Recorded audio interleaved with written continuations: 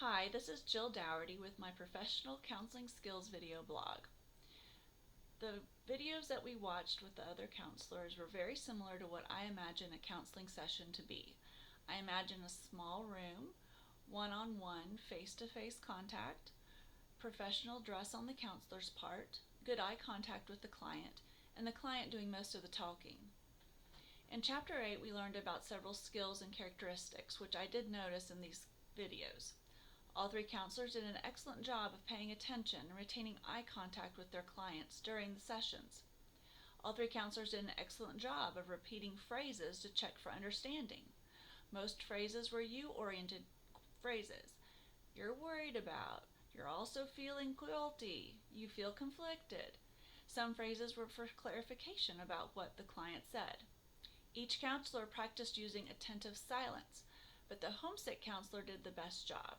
She maintained eye contact, nodded her head to show she was paying attention to what was being said, and said "mm-hmm" to fill potential awkward silences without it interrupting the client as she processed through her feelings.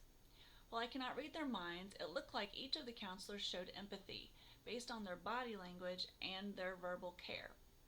All three counselors remained neutral during the sessions, no one gave advice, and no emotion was displayed. There were several differences and similarities within these three counselors. I noticed they were all active listeners. Brainstorming and homesick counselor both leaned forward as they were listening, while the dancing helping counselor leaned back in his chair. They all nodded while they were listening to their client speak. Homesick counselor said "mm-hmm" quite often to indicate active listening, which also provided a good segue to attentive silence. They all had existing relationship with their clients, but only the homesick counselor welcomed her client by name. They all asked assessment questions so that they could have clear understanding about what the client was expressing. Brainstorming counselor is the only one who asked about the 3 ideas that his client came up with during a previous session to help with the problem, to which the client agreed. Brainstorming and homesick counselors both encouraged their clients with action steps. Dancing helping counselors seem to be in the assessment and treatment planning phase. The questions that I have are, what is the best method for a counselor to hide a strong emotion that surfaces during a session?